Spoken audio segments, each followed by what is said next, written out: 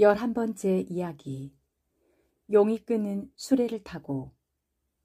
어사대부 겸 병부상서 정서 대원수 양소유가 근심에 쌓여 전략을 짜고 있을 때 호련히 신비로운 향내가 나면서 두 여인이 나타났다. 그 모습이 평범치 않아 귀신 같기도 하고 신선 같기도 했다. 너희는 누구냐? 저희는 동정용왕의 공주마마를 모시는 시녀들입니다. 공주마마는 잠시 궁을 떠나 계신데 대원수님을 저희가 사는 용궁으로 모시고 오라는 분부를 내리셨습니다. 용궁에 어찌 인간 세상에 평범한 사람이 갈 수 있겠느냐? 밖에 신마가 기다리고 있습니다. 그 말을 타면 용궁으로 갈 수 있답니다. 양원수가 장막을 거두고 밖을 보자 과연 보기에도 범상치 않은 신마가 기다리고 있었다. 원수가 금으로 만든 안장에 올라앉자 신마가 물 흐르듯 달리는데 말발굽 소리도 나지 않았다. 이윽고 물속에 이르니 호화로운 용궁이 나타나고 용궁문을 지키는 군사들은 모두 물고기 머리에 새우 수염을 하고 있었다. 두 시녀가 배곡으로 만든 의자를 가리키며 말했다. 이곳에 앉아서 기다리시면 용궁의 공주마마께서 나타나실 것입니다. 시녀들이 비단자락을 깔고 용궁의 공주를 모셔오자 그 모습이 너무도 맑고 깨끗해 양원수는 넋을 잃고 바라보았다. 용궁의 공주가 양원수에게 공손히 절을 올렸다. 저는 평범한 인간인데 용궁의 공주께서 어찌 이토록 공손히 대해주십니까? 양원수가 묻자 용궁의 공주가 대답했다. 저는 동정용왕의 딸 백능파입니다. 제가 세상에 태어난 뒤에 용왕께서 하늘의 옥황상제를 만나러 갔습니다. 그때 만난 장진인에게 제 팔자를 묻자 그 아이는 전생에 선녀였는데 죄를 짓고 다시 태어나 용왕님의 딸이 된 것입니다. 그러나 훗날 사람의 몸을 빌려 인간 세상으로 나간 귀인 양소의 아내가 되어 부귀영화를 누리면서 100년 해로하다가 부처님 품으로 돌아가게 될 것입니다 하고 대답했답니다. 제가 어른이 되자 남의 용왕의 태자가 청혼을 해왔지만 용왕께서 거절을 했습니다. 그러자 남의 용왕의 태자는 군사를 이끌고 이곳까지 쳐들어왔습니다. 그때 제가 하늘에 빌자 옥황상제께서 이곳의 물이 얼음같이 차갑고 지옥처럼 어둡게 해서 아무도 들어오지 못하게 해주셨습니다. 본래 이곳은 물이 맑고 깨끗해 청수담이라 했습니다. 하지만 제가 온 뒤로 변해 물맛이 아주 고약해져서 마시는 그 누구든 탈이 나는 나쁜 물이 되어 그 이름을 백룡담이라고 고쳤답니다. 이제 귀인 양원수께서 오시어 제가 의지할 곳을 얻었으니 물이 변해 다시 맑고 깨끗하게 될 것입니다. 그윽한 골짜기에 따뜻한 봄이 돌아온 것처럼 지금부터 물맛도 전과 같아져서 이제 군사들이 마셔도 아무 탈이 나지 않을 것입니다. 또한 탈이 난 군사들이 그 물을 마시면 씻은 듯이 나을 것입니다. 용궁의 공주가 하는 말에 조용히 귀를 기울이던 양원수가 말했다. 공주의 말을 들으니 하늘이 우리 둘의 인연을 정하신 지 오래되었으니 이 용궁에서 아름다운 인연을 맺도록 하는 것이 좋을 듯하오. 제가 지금 바로 대원수를 모시지 못하는 까닭이 3가지 있습니다. 하나는 제가 부모님께 말씀드리지 못한 것이고 둘째는 제가 비늘 돋은 몸으로 대원수를 모시는 것은 옳지 않고 셋째는 남의 용왕의 아들인 태자가 수많은 군사를 거느리고 와 저를 얻고자 하니 그 우환이 대원수께 미칠 것이기 때문입니다. 그러니 대원수께서는 진중으로 돌아가 삼군을 정비하여 큰 공을 세우신 뒤에 개성가를 부르며 서울로 돌아가시면 제가 그 뒤를 따르겠습니다. 공주의 말은 다 옳소. 하지만 용왕께서 나를 귀인으로 여기고 기다리시니 공주가 부모님께 말씀드리지 않았어도 나는 부끄럽지 않소. 또한 공주의 몸에 비늘이 있다고 해도 나는 상관하지 않겠소. 그리고 나에게도 용맹한 장들들이 있으니 남의 용왕의 태자는 내가 대항해서 싸우겠소. 그러니 공주, 이 좋은 밤을 어찌 덧없이 지낼 수 있겠소. 둘이 밤을 지새웠다. 이튿날 새벽이 되자 천둥소리에 수정으로 지은 용궁이 흔들렸다. 남의 용왕의 태자가 군사들을 이끌고 쳐들어온 것이다. 남의 용왕의 태자는 어찌 이렇듯 무리하단 말인가? 양원수가 나서서 맞서자 남의 용왕의 아들인 태자가 큰 소리로 외쳤다. 양소유는 남의 인연을 가로막았다. 내 혼사를 망쳤단 말이다. 그러니 너는 맹세코 이 세상에 살아남지 못하리라. 남의 용왕의 태자가 한 말에 양원수가 크게 웃고 말했다. 동정영궁의 공주와 내 인연은 하늘이 다 알고 있는 사실이다. 나는 하늘의 명을 따를 뿐이다. 그런데 너는 감히 하늘의 명을 거스리니 무리하기 짝이 없구나. 남의 용궁의 군사들은 하나같이 물고기 생김새로 우스꽝스러워 보였다. 양원수의 군사들이 수많은 화살을 동시에 쏘아 물고기 군사들이 쓰러지고 원수가 배곡 채찍을 휘두르자 물고기 군사들이 낮아빠지니 깨진 비늘과 부서진 껍질이 마치 눈이 날리는 듯 했다. 순식간에 물고기 군사들의 깨진 비늘과 부서진 껍질이 수북수북 쌓였다. 창에 찔려 상처를 입고 변신하지 못한 남의 용왕의 태자는 양원수의 군사들에게 사로잡히고 말았다. 군사들이 태자를 묶어 끌고 오자 원수가 말했다. 천자의 명으로 오랑캐 무리를 쳐 누구도 내 명을 거역하지 않거늘 한낱 물고기 몸으로 하늘이 정해주신 운명을 거역하고 덤비니 스스로 죽고자 합니다. 내 허리에 찬 보검은 용을 벤 것으로 너의 머리를 베고 싶지만 남의 용왕이 남해를 잘 다스려 인간을 이롭게 하니 너를 살려주겠다. 그런 이유로는 하늘의 명령에 순종하고 망령된 마음을 먹지 마라. 양원수가 군사를 시켜 태자의 상처에 약을 바르고 놓아주었다. 그러자 머리를 깊이 숙여 절을 한 남의 용왕의 태자는 쥐가 구멍으로 숨듯이 허겁지겁 돌아갔다. 그러자 갑자기 수면에 바람이 일어 상서로운 안개가 자욱하더니 공중에서 붉은 옷을 입은 사자가 내려왔다.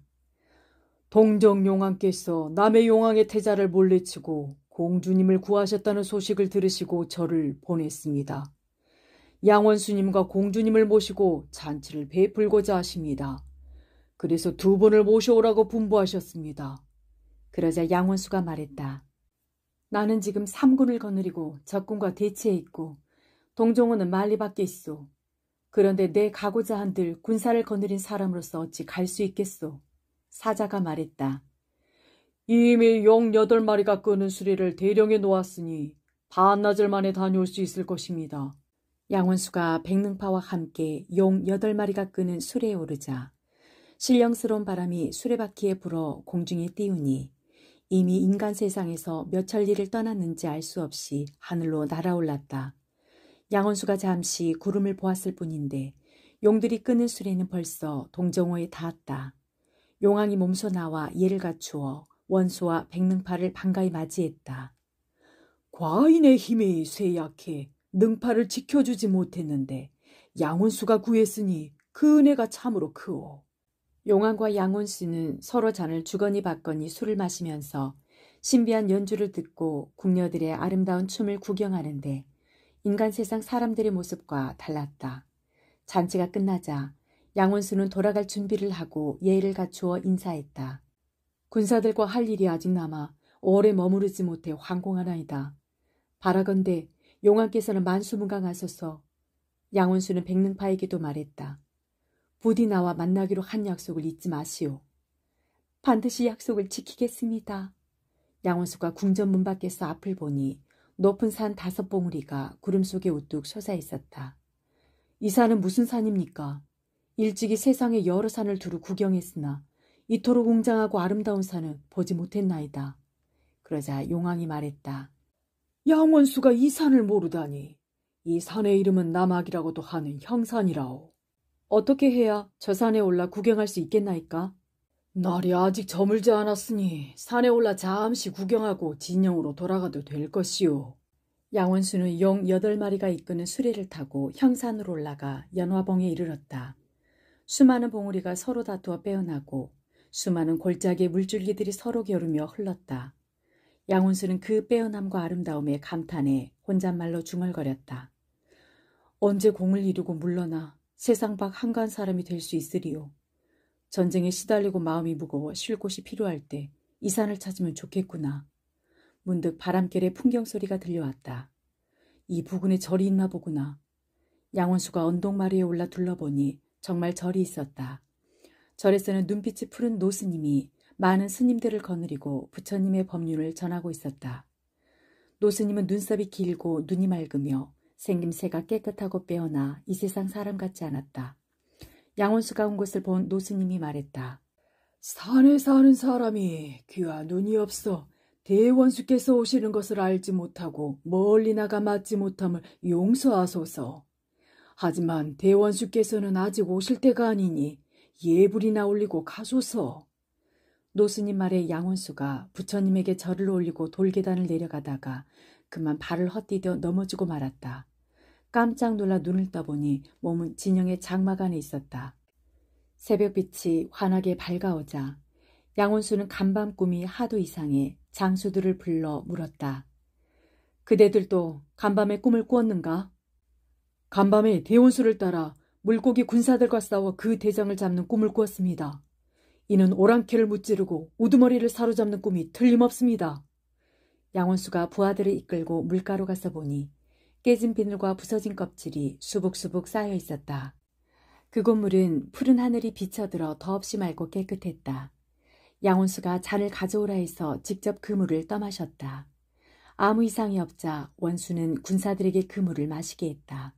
그러자 군사들의 병이 씻은 듯이 나았다. 이 소식을 전해 들은 적군들은 어사대부 겸 병부상서 정서 대원수 양소유가 두려워 스스로 항복했다. 12번째 이야기. 난양공주의 비밀. 어사대부 겸 병부상서 정서 대원수 양소유의 승전보를 전해 들은 천자가 황태우에게 양원수의 공을 높이 치하했다. 양소유는 대원수로서 그 누구보다 어질고 훌륭합니다. 그가 이번에 돌아오면 승상의 벼슬을 내릴까 합니다. 다만 아직 난양공주의 혼사를 정하지 못했으니 마음을 돌려 순종한다면 다행이지만 다시 고집을 부리면 공신에게 벌을 주기도 어렵고 달리 처치할 방도가 없으니 큰 걱정입니다. 정사도의 딸이 매우 아름답고 총명한데다 둘이 서로 얼굴을 보았다고 들었소. 그러니 양소유도 정낭자를 버리기가 쉽지 않을 것이오. 양원수가 출정한 때를 틈타서 정씨 가문에 조서를 내려 다른 집안으로 정낭자를 시집 보내는 게 어떨까 하오. 누가 감히 천자의 명을 거역하겠소. 양원수와 정낭자에 대한 이야기를 들은 난양공주가 황태우에게 말했다. 그 말씀은 도리에 맞지 않습니다. 혼인은 인륜대사로 그 집안의 큰일인데 어찌 나라에서 상관할 수 있겠습니까? 그러자 황태우가 난양공주에게 타이르듯 말했다. 공주, 내 혼인은 나라에도 영향을 미치는 중요하고도 큰 일이니라. 대원수 양소유의 인품이 뛰어남은 신하들 중에도 으뜸이니라. 또한 지난번에 공주와 양원수는 퉁소소리로 천생연분임을 정한 지 오래되었다. 하지만 양소유가 이미 정사두의 딸과 혼인하기로 약속해 정낭자를 버릴 수 없다 하니 내 생각은 어떤지 말해보거라. 제후는 부인을 3명 둘 수 있다 했습니다. 이번에 양원수가 큰 공을 세웠으니 제후가 될 것입니다. 그러니 정사두의 딸과 소녀가 함께 양원수의 부인이 되는 게 좋겠습니다. 난양공주 말에 황태우가 고개를 가로저었다. 그것은 안 될 말이다. 너는 돌아가신 황제의 하나 남은 귀한 딸이니라. 그리고 지금 천자의 사랑하는 누이인데 고귀한 공주가 어찌 평범한 여자와 함께 한 남자의 아내가 될 수 있겠느냐. 소녀의 몸이 귀중한 줄은 알지만 옛날 성스러운 제왕들은 평범한 남자라도 어질면 공경하고 벗으로 삼았습니다. 들은 소문으로는 정낭자의 빼어난 용모와 재주가 소녀와 비교해도 손색이 없다고 합니다. 하지만 소문은 믿기 어려우니 소녀가 직접 그 낭자를 만나 소녀보다 나으면 목숨이 닿을 때까지 받들어 섬기려 합니다. 만일 소문과 다르다면 첩으로 삼거나 종으로 삼거나 분부대로 하겠습니다.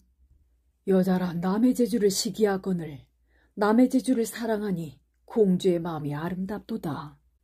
그러하다면 나 또한 정낭자를 한번 보고자 하니 정사도의 딸을 궁으로 불러 만나도록 하여라.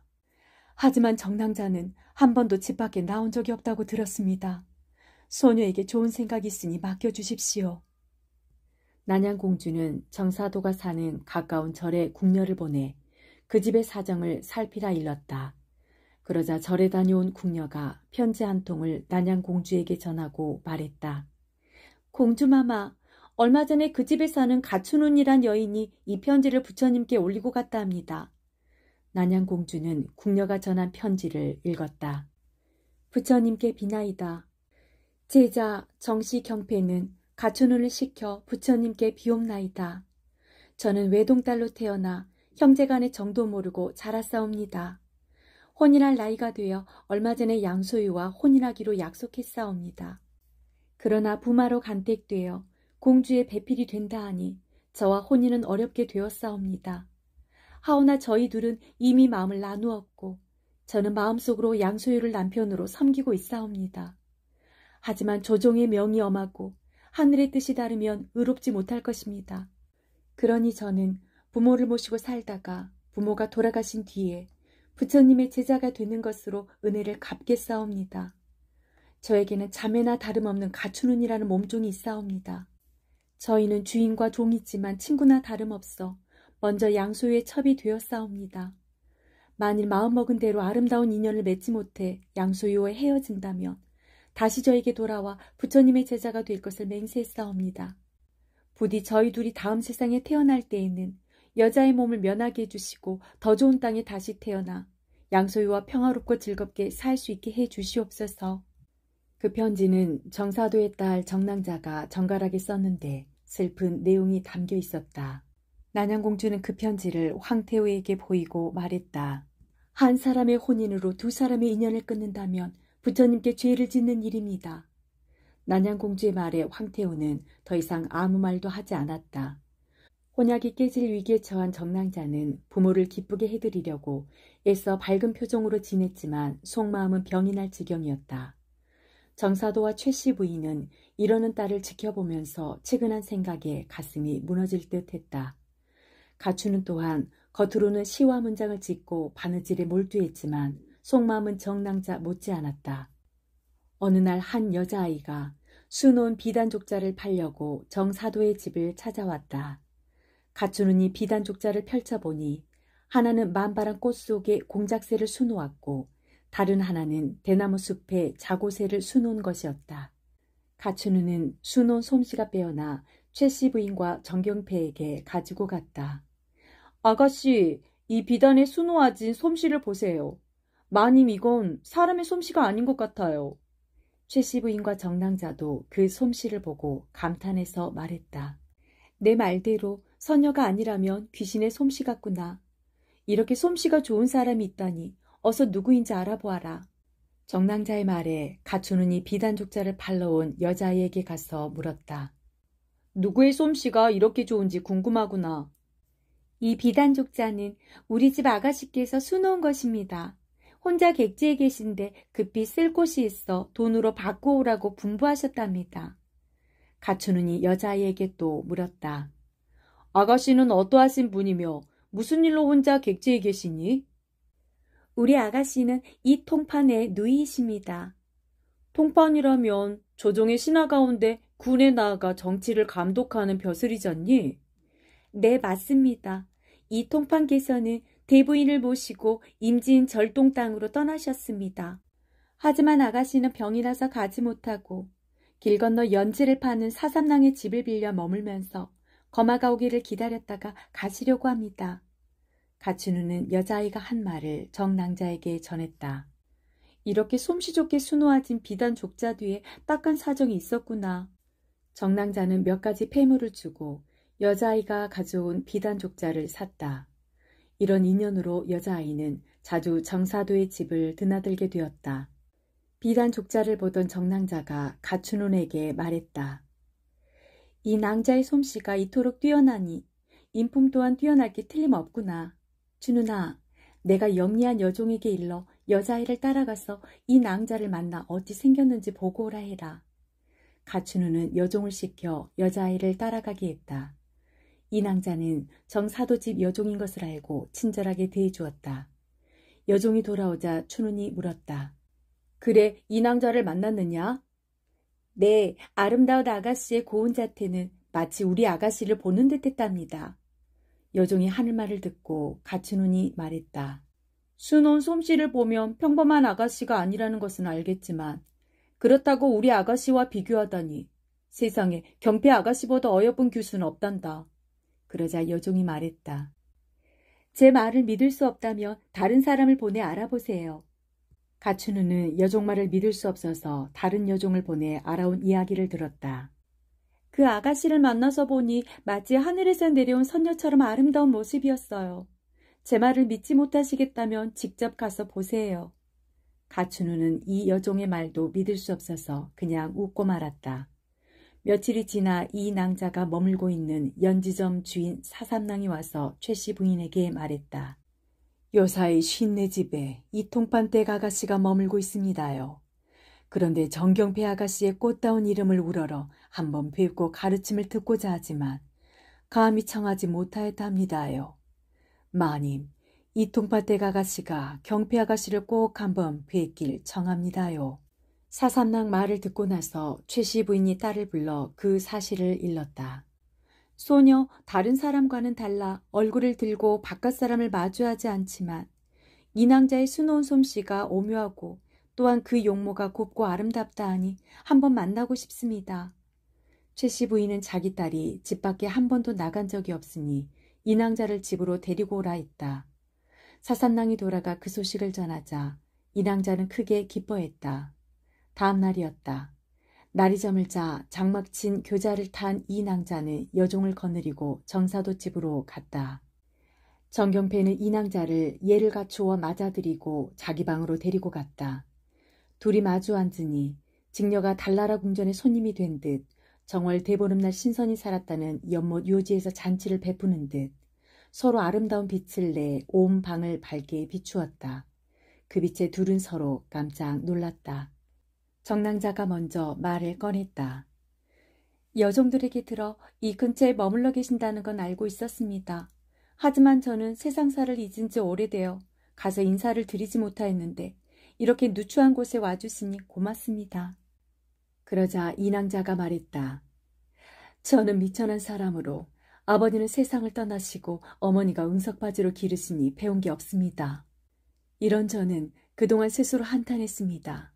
남자는 천하의 벗을 얻어 어진 일을 하는데 여자는 밖에서 서로 만날 것이 없으니 어디 가서 덕을 배워 이 미천한 허물을 고치고 누구에게 학문을 배워 익힐까 하고 말입니다. 그러던 중에 낭자의 아름다운 행실을 듣고 한번 모시어 가르침을 받고자 했는데 미천한 저를 내치지 않고 맞아주시니 저는 평생의 소원을 푼 듯합니다. 정낭자가 다시 말했다. 저는 귀중에 묻혀 살아 귀와 눈이 어두워 넓은 바다의 파도와 높은 산의 구름을 알지 못합니다. 이런 제가 어찌 과분한 칭찬을 받을 수 있겠습니까? 정낭자가 한야를 시켜 차와 과일을 내오게 해 조용히 이야기를 나누다 이 낭자가 물었다. 소문에 이 집안에 가시성을 가진 사람이 있다고 들었는데 만나볼 수 있습니까? 정낭자가 가춘운을 불렀다. 춘운이 인사하자 이 낭자도 인사했다. 이 낭자를 본 춘운이 속으로 감탄했다. 어머, 이렇게 아름답다니. 신부름 보낸 아이들 말이 옳구나. 과연 선녀의 모습이다. 하늘이 아름다운 우리 아가씨를 세상에 내시고 그 다음으로 아름다운 이 낭자를 내셨구나. 이 낭자 또한 마음속으로 생각했다. 가시성을 가진 낭자의 소문을 들었으나 이렇게 보니 소문보다 훨씬 낫구나. 낭자가 이토록 아름다우니 양원수의 사랑을 받을 만하구나. 그 고운 자태가 가히 궁궐의 진채범과 겨룰만 하니 대원수가 주인과 몸종을 진정 버릴 수가 없겠구나. 이 낭자는 춘운과 마음을 트고 이야기를 나누었다. 친절하고 정다운 것이 정낭자와 같았다. 얼마쯤 이야기를 나누다가 이 낭자가 날이 저물어 맑은 말씀을 오래 듣지 못하고 물러갑니다. 제가 있는 곳이 멀지 않으니 다시 와서 가르침을 마저 듣겠습니다. 하며 하직 인사를 하고 자리에서 일어났다. 정낭자가 이별을 아쉬워하며 말했다. 제 처지가 다른 사람과는 달라 밖에 나가 인사하지 못하니 용서하소서. 이 낭자가 떠나자 정낭자가 가춘운에게 말했다. 보검은 흙 속에 묻혀 있어도 빛이 두루미 치고 큰 조개가 바다 밑에 잠겨 있어도 그 기운이 두루미 치는데 그동안 우리가 이 낭자에 대해 듣지 못했으니 정말 이상한 일이구나. 그러자 춘운이 물었다. 의심 가는 게 있습니다. 양태의 원수께서 지난날 화주의 진어사 딸을 만나 혼인을 의논했다는 말을 들었습니다. 진낭자가 지은 양유사를 보니 문장이 뛰어난 여인이 틀림없는데 혹시 진낭자가 섬과 이름을 고쳐 예전의 인연을 맺으려는 게 아닐까요? 그 말을 듣고 보니 그럴 법도 하구나. 하지만 진낭자 집안이 화를 당한 뒤에 낭자는 궁궐에 갇혀 있다는데 어찌 이곳에 올 수 있겠느냐. 춘훈에게 이렇게 대답한 정낭자가 최씨 부인에게 이낭자에 관해 칭찬을 아끼지 않았다. 그러자 부인은 하인을 시켜 자기도 이낭자를 보고 싶다고 사삼郎에게 전했다. 이낭자가 그 뜻을 흔쾌히 받아들여 이튿날 와서 최씨 부인에게 인사하고 말했다. 일전에 제가 소문으로 정낭자의 덕과 학문을 듣고 배우러 왔었습니다. 오면서도 저를 만나주지 않으면 어떡하나 걱정을 했었습니다. 하지만 한번 보고 형제로 대접해 주시어 고마운데 이제 또 부인께서도 이렇게 사랑을 베풀어 주시니 이 은혜를 어찌 갚겠습니까? 저는 이 목숨이 다하는 날까지 이 집으로 가며 딸처럼 부인을 섬기면서 이 은혜를 조금이나마 갚겠습니다. 정낭자는 최씨 부인에게 인사하고 나온 이낭자를 자기 방으로 데리고 갔다. 정낭자는 가춘훈과 함께 이낭자와 나리점을 도로 학문과 덕을 논하면서 서로 늦게 만난 것을 아쉬워했다. 이낭자가 하직 인사를 하고 떠난 후에 최씨 부인이 말했다. 정씨와 최씨 두 집안의 자손이 아주 많아 1000명이 넘으니 내 어릴 적부터 곱고 아름다운 여인을 많이 보았다. 하지만 이낭자 같은 여인은 못 보았다. 그런 미인으로서 이낭자와 내 딸이 서로 우열을 가릴 수 없을 만큼 되니 둘은 의자매를 맺는 게 좋겠구나. 정낭자는 가춘훈이 말한 진낭자에 대해 최씨 부인에게 말했다. 춘훈은 의심스럽다고 합니다. 하지만 이낭자의 재주와 용모는 말할 것도 없고 기상의 뛰어남과 단정함이 보통 사람과 다릅니다. 진낭자의 문장이 뛰어난다고는 하지만 행동이 진중하지 못하니 어찌 이낭자에 비하겠습니까? 제가 듣기로 난양공주는 재주가 덕과 같고 용모가 그 마음씨와 같다고 합니다. 이렇게 본다면 난양공주와 이낭자가 서로 비슷하다고 생각합니다. 정낭자 말을 듣고 최씨 부인이 말했다. 내가 난양공주를 뵙지 못했지만 공주께서는 지위가 높아 얻은 명성일지도 모른다. 그런데 어찌 이낭자와 비교할 수 있겠느냐. 그러자 정낭자가 말했다. 이낭자의 종적이 참으로 의심스러우니 후일에 춘훈을 보내 동정을 살펴보라 하겠습니다. 정낭자가 가춘훈과 함께 이 일에 대해 의논하고 있는데 이낭자가 보낸 여자아이가 와서 말했다. 우리 아가씨께서 배를 구해 내일 절동으로 떠나려 하십니다. 그래서 오늘 이 댁에 와서 작별 인사를 하시겠답니다. 얼마 후에 이낭자가 오자 최씨 부인과 정낭자가 반겨 맞이했다. 서로 이별의 정을 나누는데 어머니와 딸 같고 언니와 동생 같았다. 이낭자가 말했다. 제가 어머니와 오라버니를 먼저 절동으로 떠나보낸 지도 벌써 1년이 되었으니 가고자 하는 마음이 화살 같아서 여기에 더 머물지 못하고 떠나려 합니다. 하지만 부인께서 내려주시는 덕과 정낭자가 나누어준 정분이 아쉽습니다. 제가 낭자에게 청할 일이 있는데 허락하지 않을까 걱정되어 먼저 부인께 말씀드립니다. 최씨 부인이 무엇이냐고 묻자 이낭자가 말했다. 제가 선친을 위해 남의 대사의 모습을 수놓았습니다. 그런데 함께 수놓아야 할 글이 없어 정낭자의 글귀와 글씨를 받으려 합니다. 수놓은 게 넓고 더럽혀질까 해서 가져오지 못했으니 정낭자를 제가 머무는 집에 데리고 가서 글귀와 글씨를 받고자 합니다. 그러나 정낭자가 어떻게 생각할지 몰라 망설여집니다. 이낭자 말을 듣고 최씨 부인이 딸에게 말했다. 내가 문박 출입을 하지 않아 가까운 친척집에도 가지 않지만 이낭자의 청을 들어주길 바란다. 이낭자가 머무는 집이 우리 집에서 멀지 않으니 다녀오는 게 어떠하겠느냐. 잠시 머뭇거리던 정낭자가 말했다. 다른 일로는 집 밖으로 나가지 않겠지만 이낭자가 선친을 위한 일이라 하니 어찌 청을 거절하겠습니까? 다만 날이 저물기를 기다려 가고자 합니다. 정낭자 말을 들은 이낭자가 기뻐하며 말했다. 날이 저문 후에는 글쓰기가 불편할 것입니다. 낭자가 오고 가는 길이 번거로우시다면 제가 타고 온 교자가 누추하지만 둘이 타기에는 충분하니 함께 타고 갔다 오는 게 어떻겠습니까? 좋습니다. 그렇게 하지요. 정낭자가 흔쾌히 대답하자 이낭자는 물러나와 가춘훈과 손을 잡고 작별 인사를 나누었다. 이낭자와 정낭자가 함께 교자를 타고 집을 나섰다. 정낭자 여종 몇이 그 뒤를 따랐다. 이낭자가 머무는 집에 다다라 정낭자가 방을 둘러보니 꾸밈이 번잡하지 않고 정갈했다. 또한 이낭자가 들여온 음식은 간소하지만 맛이 훌륭했다. 시간이 지나도 인왕자가 글을 지어달라는 말을 꺼내지 않자 정랑자가 물었다.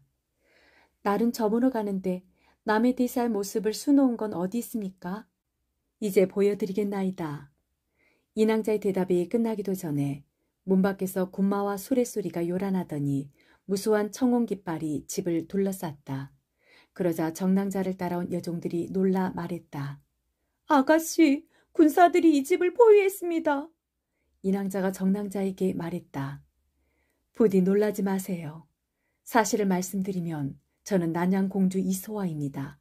그리고 정랑자를 이 집에 오라 한 것은 황태호 마마께서 내리신 명령이십니다. 그러자 정랑자가 깜짝 놀라 떨리는 목소리로 말했다.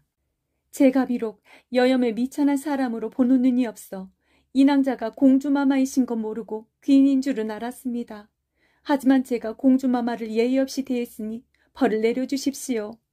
그때 한 궁녀가 난양공주에게 궁에 들어갈 때가 되었다고 말했다. 공주마마가 궁을 떠난 지 벌써 여러 날째라 황태호 마마께서 걱정이 깊으십니다. 그래서 호위되어 수레를 보내셨는데 정랑자와 함께 타고 오라고 분부하셨습니다. 그러자 정랑자가 말했다. 저는 여염의 여자로 일찍이 황태호를 찾아뵌 적이 없으니 황공하여 예를 잃을까 염려됩니다. 난양공주가 말했다. 황태호 마마께서 하신 생각이 어찌 나와 다르겠습니까? 그러니 낭자는 걱정 마시고 나와 함께 수레를 타고 가세요. 어찌 공주마마와 한 수레를 탈 수 있겠습니까?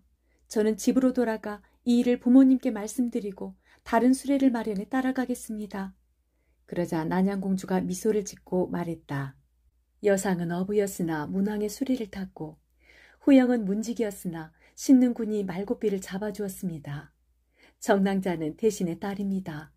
그러니 공주와 함께 수레 타는 걸 사양치 마세요.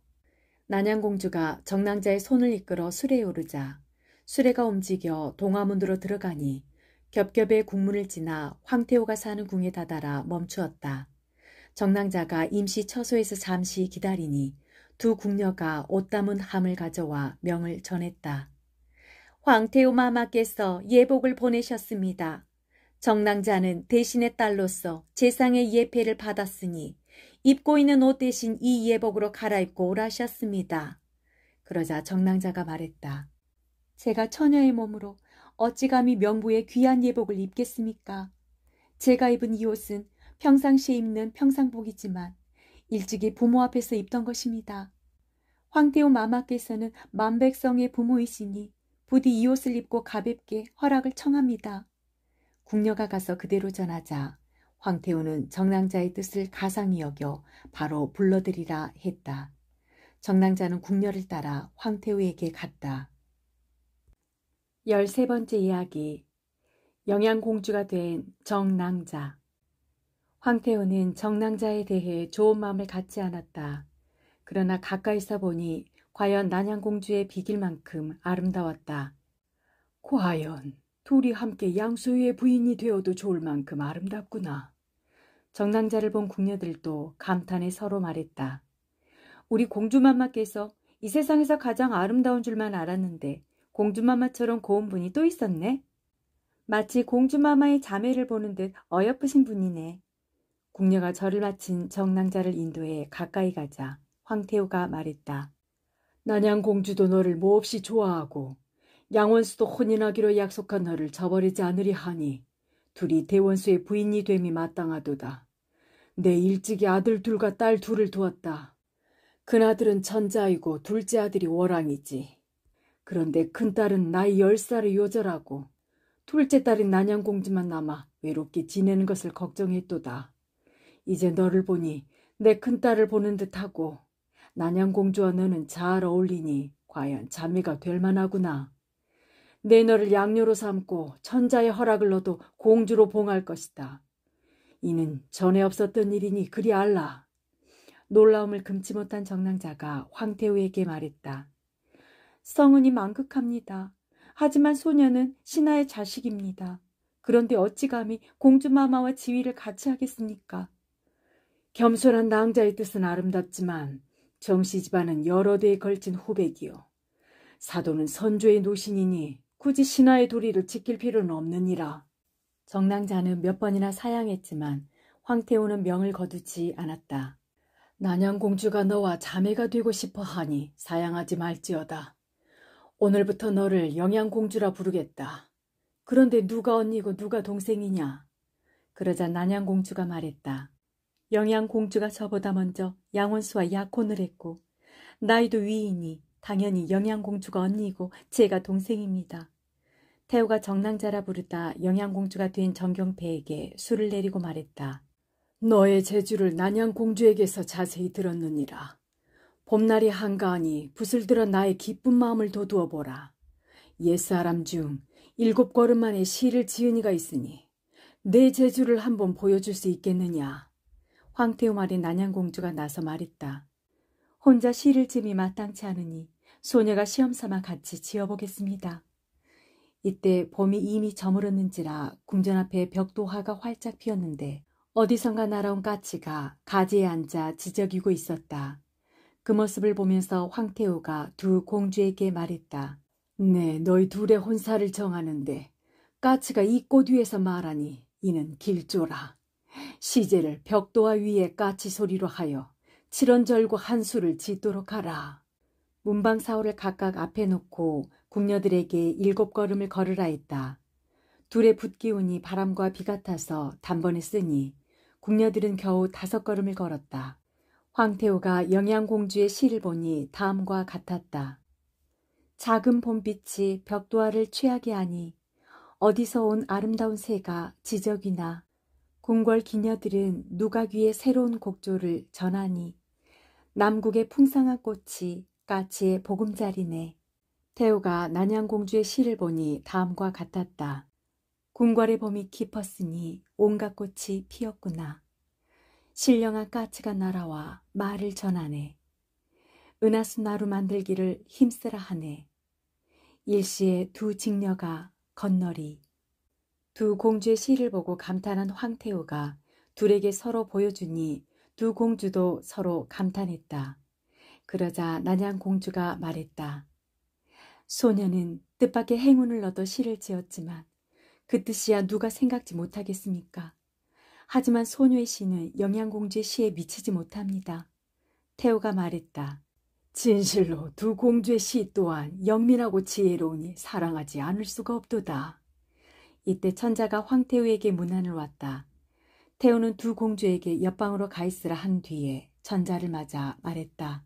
나는 난양공주의 혼사를 위해 정낭자를 첩으로 삼는 것은 옳지 않다고 생각했소. 또한 정낭자의 재주와 용모가 난양공주와 자매되기가 부족함이 없어. 나는 정낭자를 이미 양녀로 삼았소. 그러니 후일 둘을 함께 양원수의 부인이 되게 하리라 하는 내 생각이 어떻소? 태우의 말에 천자가 기뻐 말했다. 참으로 공평하십니다.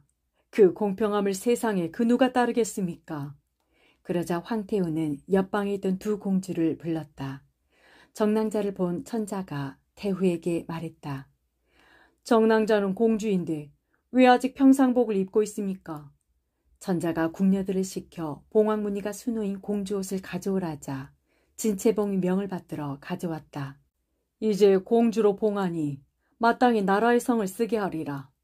천자의 말에 태우가 말했다. 그 뜻을 생각하지 않았으나 다시 생각하면 영양공주의 부모가 늙고 다른 자식이 없어 차마 빼앗을 수 없으니 성은 고치지 말까 하오. 천자가 어필로 황태우의 귀한 뜻을 받들어 양녀 정씨를 영양공주로 봉하노라 라고 쓴 뒤에 옥새를 찍어 정낭자에게 주었다. 황태우는 두 공주가 지은 시를 천자에게 보여주었다. 시를 본 천자가 감탄해 태우에게 말했다.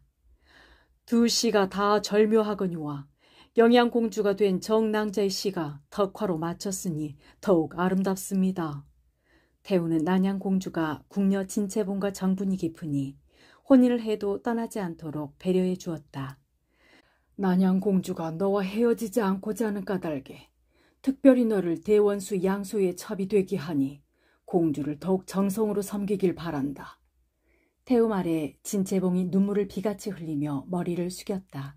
두 공주의 혼사를 결정함에 까치가 길조인 까닭에 각각 시를 지었으니 이제 너도 돌아갈 곳이 있으니 시 한 수를 지을 만하지 않겠느냐. 진채봉이 명을 받들어 즉시 시를 지으니 그 내용은 다음과 같았다.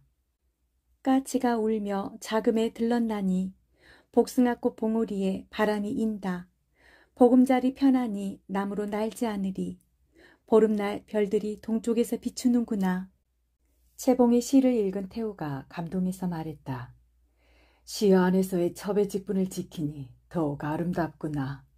이제 일시에 시를 짓는 여인 셋이 모였으니 아름다운 세상이 되겠구나. 그때 난양공주가 태우에게 말했다.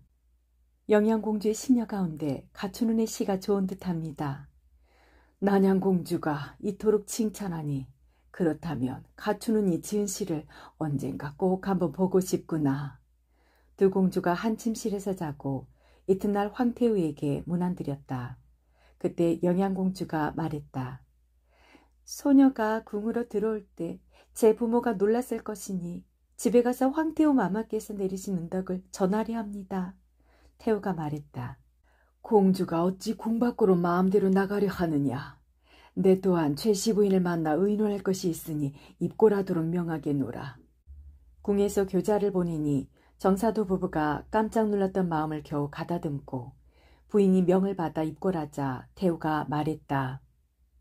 영양공주를 처음에 입고라게 함은 얼굴을 보고자 함이 아니라 난양공주의 혼사를 치르기 위함이었는데 한번 보고 정이 깊어 난양공주와 다름없는지라 전생의 딸이 부인에게서 태어나는가 하노라.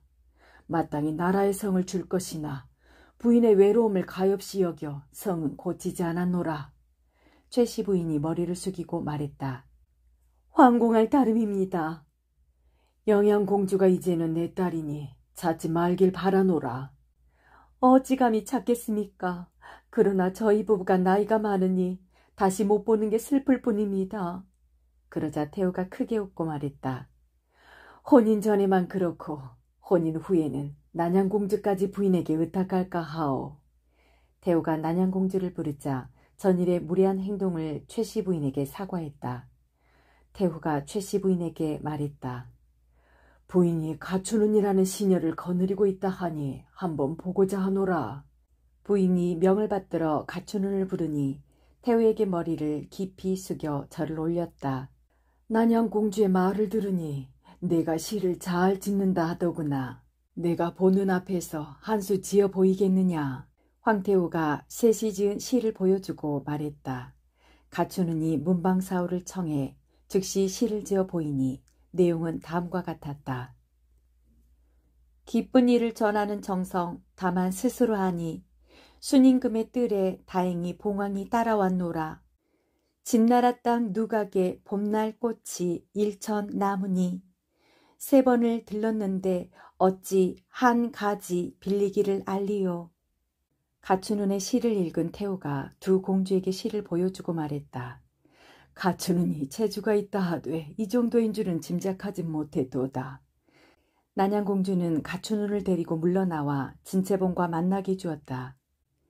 회음년 진씨 가문의 낭자이니 갖추는은 오래도록 함께 지내도록 하라. 그러자 갖추는이 놀라 물었다. 혹시 양유사를 지은 진낭자이십니까? 진채봉이 놀라 되물었다. 낭자는 양유사를 어디서 들었습니까? 양원수께서 말해주셨답니다. 진채봉이 감격해 눈물을 글썽거리며 말했다. 대원수가 되셨는데도 양소유께서 저를 잊지 않으셨군요. 진낭자는 어찌 그런 말을 하시나요? 양원수께서는 낭자의 양유사를 몸에 지니고 늘 낭자를 그리며 행방을 궁금해하셨답니다. 그렇다면 저는 죽어도 한이 없겠습니다. 진채봉이 옷소매로 눈물을 닦았다. 진채봉이 비단부채 시를 짓던 이야기를 해주자 갖추는이 웃고 나서 말했다. 제가 지닌 비념의 옷가락지 같은 장신구들은 다 그날 얻은 것입니다. 그때 궁녀가 와서 말했다. 정사도 부인께서 가려 하십니다. 황태우가 정사도 부인에게 말했다.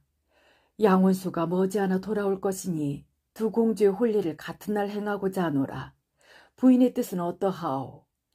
오직 명하시는 대로 하겠습니다. 태우가 웃고 나서 말했다. 양원수가 영양공주를 위해 조정의 명을 거역하였으니 이번에는 대원수를 속이고자 하노라. 옛말에 말이 흉하면 길하다고 했소. 그러니 정랑자가 병을 얻어 세상을 떠났다 하고 대원수가 이미 정랑자를 보았다고 하니 혼인하는 날 영양공주를 알아보는지 지켜보십시다. 태후 말에 최씨 부인이 미소를 짓고 나서 말했다. 명하신 대로 하겠습니다. 영양공주는 가춘은에게도 어사대부 겸 병부상서 정서 대원수 양소유를 속이라고 일렀다. 그러자 춘은이 걱정스럽게 말했다. 공주마마, 제가 신선도 되고 귀신이 되어 벌써 양원수를 한 번 속였는데 또다시 속인다면 이후에 대원수를 어찌 뵙겠습니까? 이 말을 듣고 영양공주가 된 정랑자는 아무 말 없이 미소만 지었다. 14번째 이야기 정랑자의 유언. 한편 어사대부 겸 병부상서 정서 대원수 양소유는 다시 깨끗해진 청수담의 물을 장졸들에게 마시게 해 힘을 차리게 했다.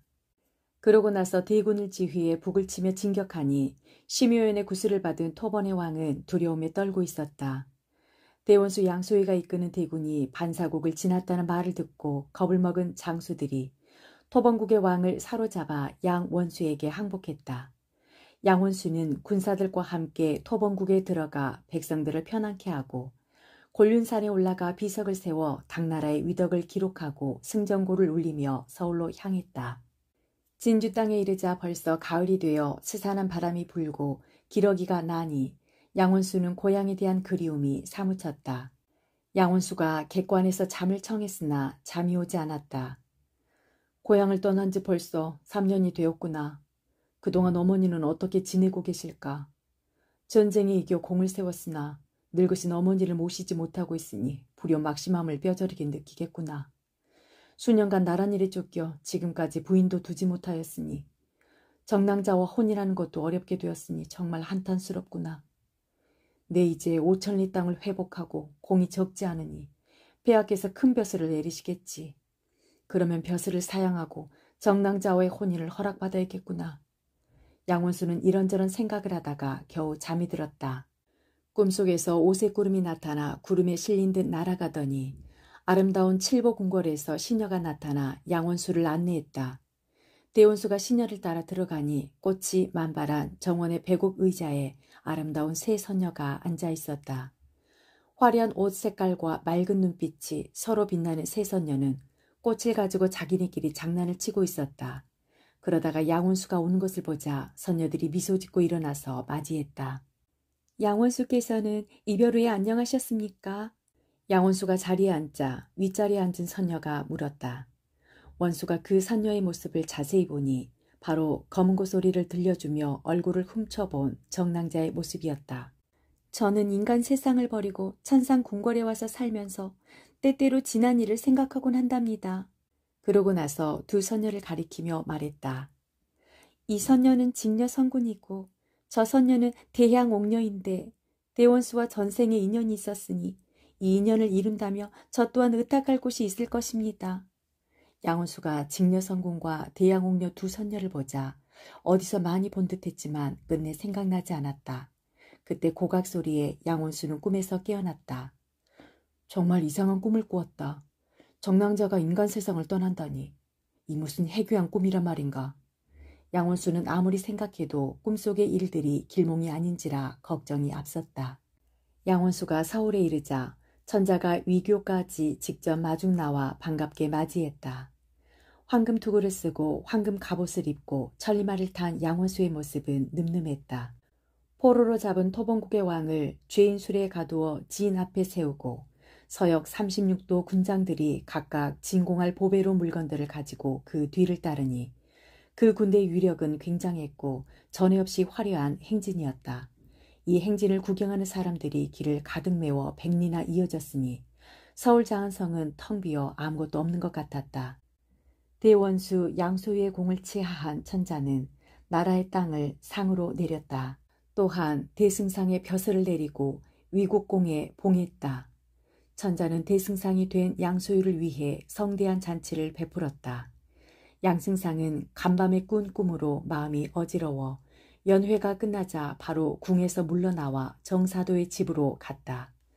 정사도의 집에는 많은 친척이 양승상을 맞이해 축하해 주려고 와 있었다. 그들 중에는 친구 정십상도 와 있었다. 양승상이 정사도와 부인의 안부를 묻자 정십상이 말했다. 숙부님과 숙모님께서는 누이의 상을 당한 후 너무 상심해서 병이 나시고 말았네. 그래서 대승상이 왔는데도 나와 맞지 못하니 이해하고 나와 함께 들어가세. 양승상은 이 말을 듣고 어리둥절해 한동안 말을 잇지 못하다가 물었다. 누가 상을 당했다는 말인가? 숙부님과 숙모님께서는 아들이 없고 오직 딸 하나만 두었다가 상을 당하셨으니 무척 속상하실 것이네. 그러니 두 분을 만나거든 일절 슬픈 말은 하지 말게. 양승상이 눈물을 흘리며 슬퍼하자 정십상이 위로의 말을 했다.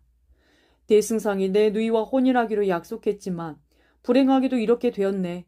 그러나 두 분 앞에서는 결코 눈물을 보이지 말게. 이 말을 듣고 양승상은 비오듯 눈물을 흘렸다. 그러나 곧 마음을 진정하고 정사도와 최씨 부인에게 가 절을 올렸다. 제가 나라에 공을 세운 후에 천자께 부탁해 벼슬을 반납하고 뜻을 전해 혼인하겠다는 약속을 꼭 지키려 했습니다. 그런데 이렇게 아침이 쓰리지듯 정랑자가 세상을 떠났다 하니 면목이 없습니다. 양소희가 슬픔에 젖은 목소리로 말했다. 정사도는 침착한 목소리로 말했다. 사람이 살고 죽는 것은 하늘에 달렸는데 어찌하겠는가.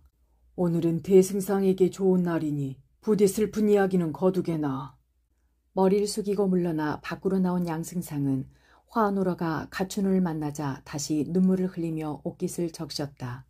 대승상, 오늘은 기쁜 날이니 눈물을 거두세요. 아가씨는 원래 천상의 선녀인데 죄를 지어 이 세상에 내려와 귀양살이를 하다가 다시 하늘로 올라간 겁니다. 아가씨는 그날 대승상께 전해드리라며 저에게 말했습니다. 낭구님께서 돌아오시면 나 때문에 속상하실 것이니 내 뜻을 전해다오. 우리의 혼약은 이미 깨어져 이미 모르는 남과 같으니 검은 고 소리를 들으면서 위안을 삼으시라고. 또한 내 무덤에서 제사를 지내면 소문이나 내가 눈을 감지 못하리니 부디 그러지 마시라고요. 그리고 폐하께서 공주와의 혼사를 다시 의논하시면 공주는 그윽하고 올곧은 성품이라 군자의 배필이 될 만하니 부디 명을 거역하지 마시라고요. 정랑자의 유언이 비록 그러하나 내 어찌 슬프지 않으리. 하물며 죽는 마당에도 이 몸을 그토록 걱정했으니 나는 10번 죽어도 낭자의 은혜를 갚기 어렵구나. 아가씨는 분명 천상에 계실 것이니 대승상께서는 너무 슬퍼 마소서. 양승상은 가춘은에게 지난밤 객관에서 꾼 꿈 이야기를 들려주고 물었다. 또 남긴 말은 없느냐? 그러자 가춘은이 망설이다 말했다.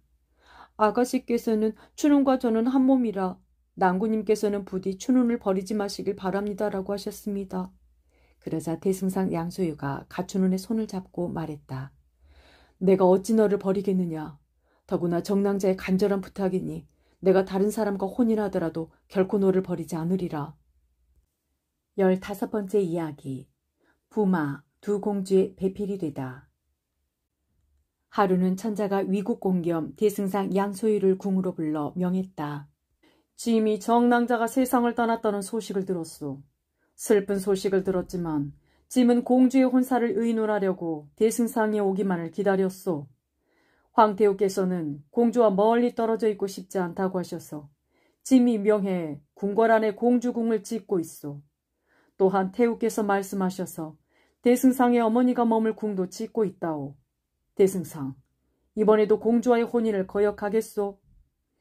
폐하, 소신이 죽을 죄를 지었음에도 이렇듯 맞아주셔서 황공할 따름이옵니다. 이제 정랑자가 세상을 떠나고 없으니 무슨 말을 하겠나이까. 다만 미천한 가문이 황실에 합당치 않을까 염려되나이다. 천자가 기뻐하며 태사를 불러 좋은 날을 택해 혼인할 날을 잡으니 9월 보름이었다. 그러고 나서 양승상에게 말했다. 혼인이 정해지지 않아 전에는 양승상에게 말하지 않은 것이 있소. 짐에게 두 누이 동생이 있는데 모두 아름답고 문예가 뛰어나다오. 짐 또한 그 어디에서도 양승상 같은 부마를 찾기 어렵소. 그래서 짐은 황태우께서 품으신 깊은 뜻을 받들어 두 공주를 양승상과 혼인시키기로 했소. 양승상이 전일의 꿈을 묘하게 생각하며 말했다. 부마로 간택된 것만도 커다란 영광이온데 두 공주를 아내로 맞이하다니 감당하기 어렵사옵니다. 그대는 나라에 큰 공을 세운 대승상이요. 그리고 두 공주 사이가 너무 좋아 서로 떠나지 않고자 하는 까닭에 한 사람에게 시집 보내기로 황태우께서 명하셨으니 부디 사양하지 마시오. 두 공주 중에 영양공주를 첫째 부인으로 정하고 난양공주는 둘째 부인으로 정해서 한날에 함께 혼례를 치를 것이오. 그리고 궁녀 진채봉은 두 공주가 시집갈 때 데리고 갈 터이니 그대의 첩으로 삼길 바라오. 천자가 뜻밖의 제안을 하자 양승상은 황공한 마음으로 받아들여 인사하고 그 자리를 물러났다. 영양공주는 정성을 다해 황태우를 섬기고 난양공주와 진채봉과 더불어 친자매처럼 사이좋게 지냈다. 황태우는 영양공주의 아름다운 덕행에 더욱 사랑을 아끼지 않게 되었다. 혼인날이 가까워지자 영양공주가 황태우에게 말했다. 황태우 마마, 당초에 난양공주와 서열을 정하지 않으면 태우 마마께서 내리신 은덕을 외면하는 듯하여 본심을 지키지 못해 그렇게 된 것입니다. 소녀가 난양공주의 언니가 된 것은 차마 태우 마마께서 내리신 명을 거역할 수 없어서였습니다. 이제 곧 대승상 양소희와 혼인하게 되면 소녀가 첫 번째 부인이 되고 난양공주가 두 번째 부인이 된다는 것은 옳지 않다고 생각합니다. 그러자 곁에 있던 난양공주가 태우에게 말했다. 영양공주는 덕과 재주가 소녀보다 뛰어난 훌륭한 신부감입니다. 영양공주가 비록 정씨집안 사람이나 소녀와 이미 자매가 되었으니 어찌 신분의 높낮이를 따지겠습니까? 비록 소녀가 둘째 부인이 된다 해도 황실의 위험은 있지 않을 것입니다. 만일 소녀가 첫 번째 부인이 된다면 황태우 마마께서 영양공주를 양녀로 맞이하신 뜻이 어디에 있겠습니까? 굳이 영양공주가 첫 번째 부인을 사양한다면 소녀는 진정으로 양승상과 혼인하지 않겠습니다. 황태우는 두 공주의 말에 고개를 끄덕이며 이 일을 천자와 의논했다. 천자께서는 이 일을 어찌하시겠소? 그러자 천자가 깊은 생각 끝에 대답했다. 난양공주의 뜻이 정 그렇다면 영양공주를 위국 좌부인으로 봉하고 난양공주는 위국 우부인으로 봉하고 궁녀 진채봉은 원래 벼슬을 하던 집안 자손이니 숙인으로 봉하여 그 겸손한 마음을 아름답게 받아들이는 게 좋을 듯 싶습니다. 드디어 위국공 겸 대승상 양소유가 영양공주 난양공주와 혼례를 올리는 날이 되었다. 양승상이 기린을 수놓은 도포에 옥대를 하고 두 공주와 예를 행하니 거창함이 상같고 물같아 이루 기록하지 못할 만큼이라. 숙인 진채봉 또한 예를 갖추자 하늘소녀 셋이 한 곳에 모이니 동쪽 하늘에 광채가 가득해 오색빛이 환하게 비추는 듯했다. 양승상은 눈이 현란하고 정신이 황홀해서 스스로 꿈이 아닌가 생각했다. 대승상은 첫날을 영양공주와 보냈고 둘째 날은 난양공주와 보냈다. 그리고 셋째 날은 진숙인과 함께 보내려고 숙인방으로 갔다. 대승상을 본 숙인이 눈물을 흘렸다. 이 즐거운 날 숙인은 왜 슬퍼하는 것이오? 대승상이 묻자 진숙인이 눈물을 거두고 대답했다. 대승상께서 저를 몰라보시니 저를 잊었다는 것을 알겠습니다. 이 말에 양승상은 진숙인 얼굴을 자세히 보다가 돌연 깨달아 손을 잡고 말했다. 아니, 그대는 화주의 진낭자가 아니오. 숙인 진채봉이 다시 눈물을 흘리자 대승상이 주머니에서 양유사를 꺼내더니 진숙인도 품에서 양소유의 글을 내놓았다. 둘은 서로의 시를 보면서 한동안 슬퍼하다가 숙인이 말했다. 대승상께서는 양유사의 인연만 아시고 비단부채로 만난 인연은 기억하지 못하시겠지요. 진숙인이 수놓은 상자를 열어 비단부채를 꺼내 보이며 양승상에게 모든 사연을 말했다. 그러자 대승상이 말했다. 지난날 화주 화음연을 지날 때 진의사께서 서울에 간 동안 세상이 바뀌어 어사께서는 역적이 내린 벼슬을 받았다는 이유로 죽음을 면치 못하셨다고 들었소. 또한 진낭자는 궁으로 끌려갔다고 하고 큰 화를 당했다고도 해서 낭자가 살았는지 죽었는지 알 수 없다고 들었소. 그래서 나는 진낭자가 세상을 떠난 것으로 생각했는데 정말 궁에서 이렇게 만나 그동안 못 이룬 소원을 이루게 되어 기쁘기가 그지없소이다. 다만 낭자를 아내가 아닌 숙인으로 삼은 것이 아쉽소. 저 스스로 박명함을 알아 유모를 보낼 때 난군께서 만일 정혼하셨다면 자원에서 소실이 되고자 했으니 어찌 한탄하겠습니까? 저는 두 공주와 함께 난군을 모시게 된 것만으로도 감사할 뿐입니다. 위국공 겸 대승상 양소희와 숙인 진채봉은 처음 만났던 시절로 돌아가 밤이 새도록 옛일을 이야기하면서 못다한 정을 나누었다.